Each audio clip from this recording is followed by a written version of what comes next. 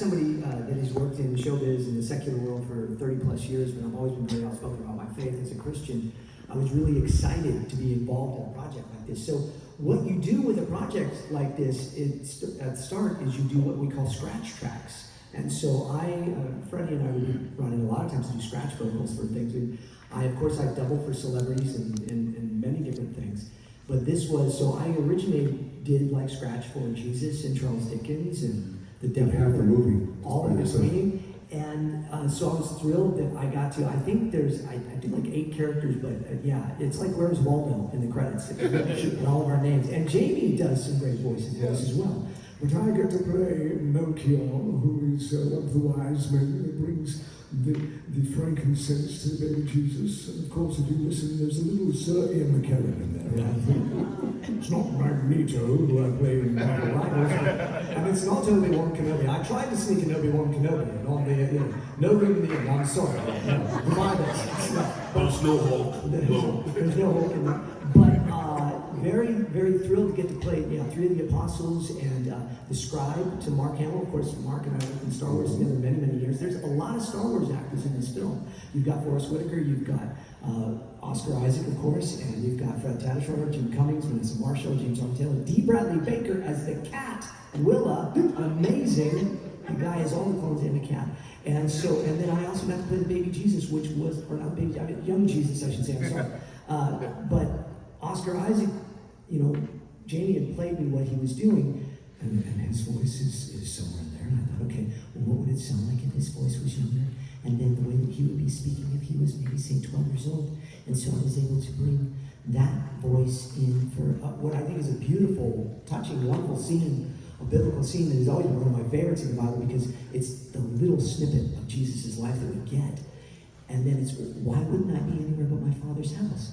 And we got to pull a little, I think in the scripture it was, that Christ is sharing some stories. And so we pulled from Isaiah. And if you listen carefully as Mary and Joseph are rushing up, Jesus is actually quoting Isaiah and some of the scriptures that he fulfills. So it was a fun little Easter egg to put in on a nice Easter movie. He said, "Wait, that was 100% James." Hey, James, what would young Jesus be talking about here? So I got something. I tend to read the Bible a lot. Hey, Jamie, James got into Oscar a little there. What were you looking for that said to you Oscar Isaac was right as Jesus? Because that's a heck of a role. And what was it like working with him to schedule in the booth together, constantly working out how he would approach the role? Absolute nightmare working with Oscar. No, and he's right here, ladies and gentlemen.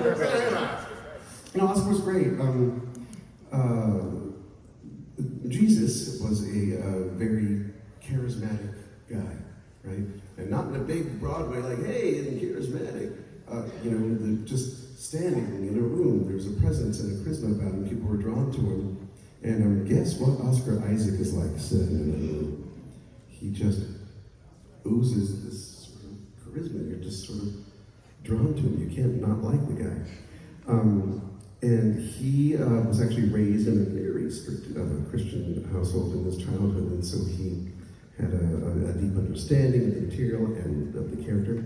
And his very first film, some people might know, was playing Jesus. Playing Joseph. So then circled to this one where he's playing Jesus.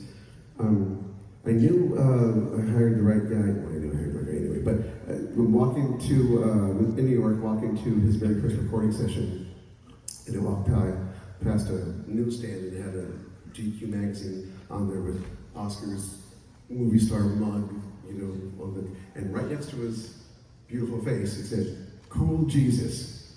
I thought, how do they know? I haven't been recording yet. And it was from like 4 years ago when he was on the cover of GQ, and there was some other story there about, anyway, from then on, I only refer to him as Cool Jesus. And he's our Cool Jesus. He got a huge kick out of that. We tried to get the magazine. They wouldn't even give it to us or sell it to us. No, I did take the glass. It's still there.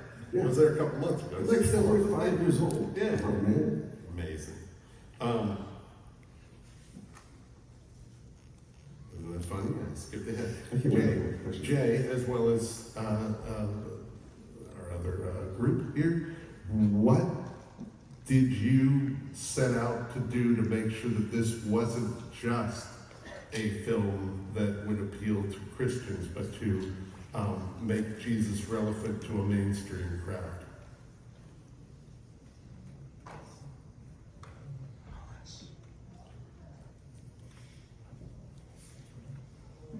사실은 예수님 이야기 너무 많이 알려져 있죠. 모르는 사람이 없습니다. 교회 안 가는 사람은 성경 한 번도 안 읽는 사람들 다들 알고 있어요. 그렇다면 무엇을 전달해야 될 것인가? 다들 아는 이야기를 한 번 더 반복하는 게 무슨 의미가 있을까요? 이런 생각이죠.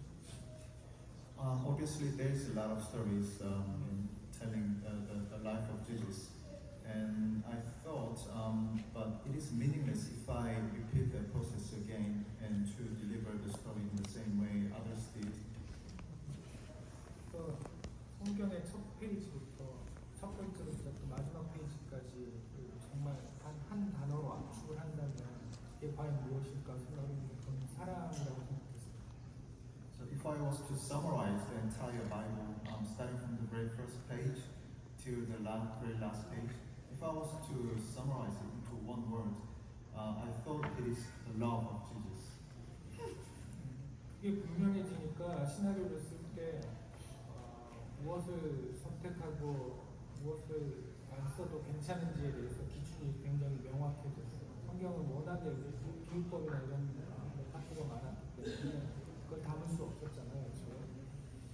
After I thought about that, it was very crystal clear for me to decide on what kind of event that I would have to choose to be included in the film. Because in the beginning it was very hard because most of the Bible is written using an analogy instead of direct explanation. But after realizing that the Bible is about love, it was very clear for me to line up the events. 이 영화는 저는 연출할 때 모든 목적이 어린아이인 월터의 시선으로 예수님의 여정을 체험하고 결국은 그 체험이 예수님이 우리를 얼마나 사랑하시는지 그걸 느끼고 나가기를 바랬어요. So when I directed this film, my objective the entire time was to look at things, observe Jesus' life from the eyes of a small child, so that I thought if I do that, I was able to deliver the message through the eyes of to the audience through the eyes of a young child. You had go ahead, Rob.